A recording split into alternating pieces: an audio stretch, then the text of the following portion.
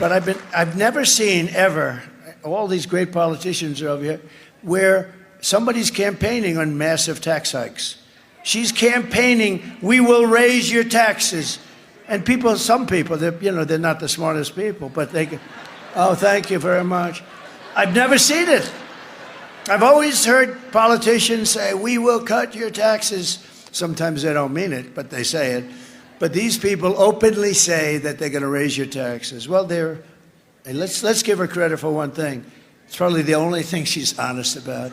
She's going to raise your taxes at levels never seen before, and she's going to drive out all the jobs in the country that I created. Her plan will raise taxes for the typical American family by at least $3,000 a year. Watch this tax video. You have to watch this.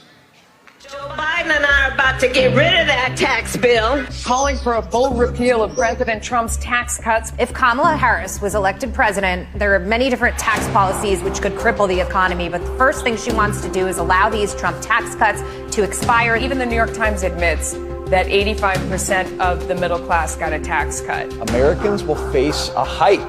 The Tax Foundation finding that a couple with 2 kids making $165,000 a year would have to pay over $2,400 more in taxes.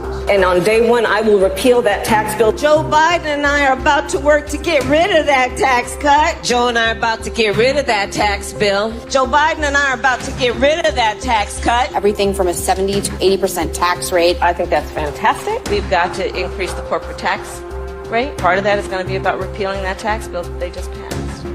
And also looking at estate taxes are going to have to go up. We will tax capital gains, but we're going to have to raise corporate taxes. Taxing unrealized gains just doesn't seem fair in any sense of the word. When the value of your home goes up, you pay higher taxes even if you don't sell your home. Your value of your home never moves the way the stock moves to say, we're going to tax what you don't have. That's a sore point, and it's a big deal. Is that something you think she firmly believes in? I think it's part of the proposals of the campaign. Under my plan, there will also be a carbon fee. There has to be some connection between the fee and bad behaviors, and there has to be, in that we have to monitor whether it's going to be passed on to consumers. But I'm going to tell you that should never be the reason not to actually put a fee, and in particular, a carbon fee.